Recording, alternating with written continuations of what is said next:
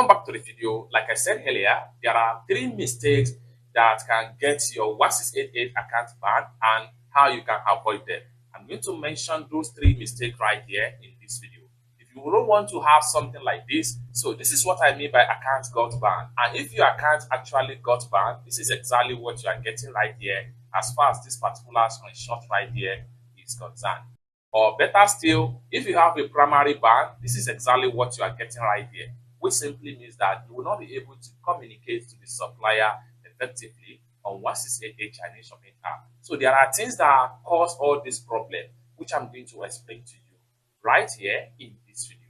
So let's get started. Well, before we dive into the tutorial, as you know, my name is Rafi Yakub. I'm an importer and a procurement agent. If you want me to procure link on 1688, Taobao, Pinduoduo, or IDFish, or you want me to pay your Chinese supplier, or you want me to fund your Alipay account, or you want me to teach you more about China importation business, consider to contact me on WhatsApp with the number in the description of this video. Don't forget to subscribe, turn on the notification bell for more useful tutorials like this. So with that being said, let's get started.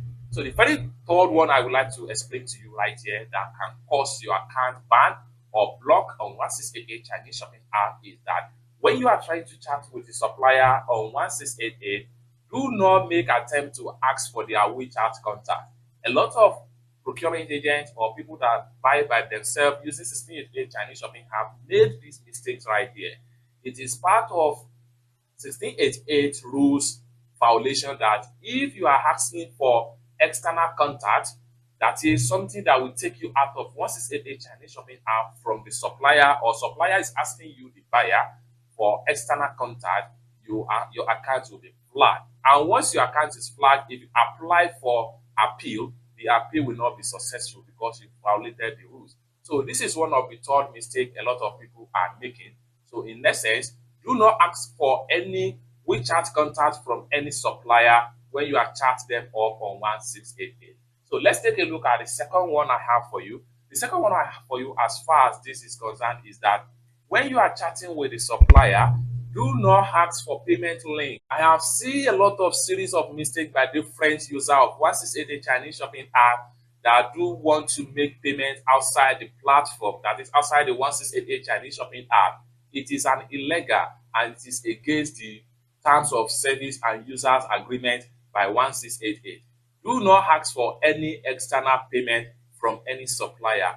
If a supplier wants to give you a discounted on a particular product, tell the supplier to offer you the discounted based on the sales page link.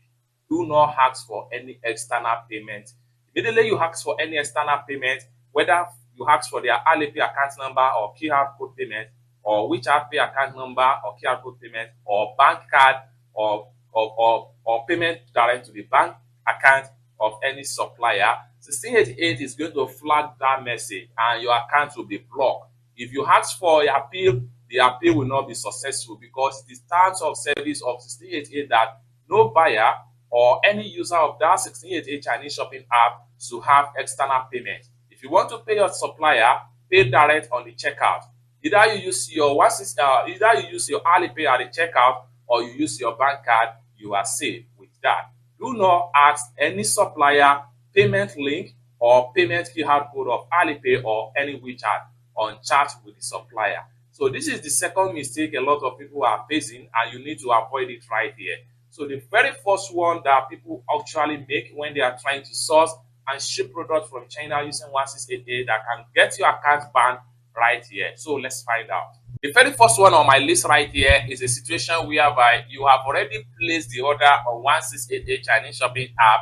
You make payment with your Alipay or your Master or Visa card, and when you are done with the payment, you still go ahead and communicate with the supplier that please write my name and phone number outside the package, which is primarily instruction by every user because your product will not be sent to a wrong place or a wrong person will not collect your product on transit in China.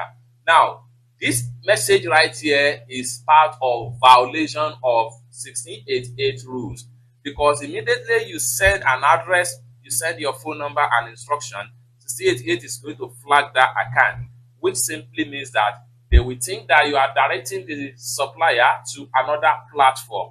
They will not know that you are trying to give an instruction. So if you want to give any instruction to any supplier that write my name and phone number outside the package boldly before they can send out the parcel, it is advisable that you do everything in your address section on 1688 if you don't want your account to get blocked on 1688. These are three important mistakes you need to pay proper attention to and avoid it if you don't want your account to get blocked on 1688 Chinese shopping app. It's that simple. For more tutorial, tips and tricks on how to import from China using 1688 Chinese shopping app, consider to subscribe. And lastly but not the least, if you want me to procure link on 1688, Taobao, Pinduoduo, Idlefish, or you want me to pay your Chinese supplier, or you want me to fund your Alipay account or your WeChat wallet, consider to contact me on WhatsApp with the number in the description of this video. Thank you so much for watching, and I hope to see you in my next video. Peace.